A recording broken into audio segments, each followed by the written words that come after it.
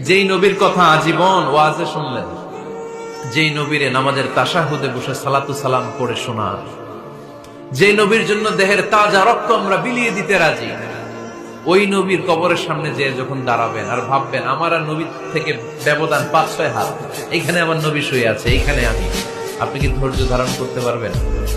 কথা বলেন, নিজেকে সামলে রাখতে পারবেন?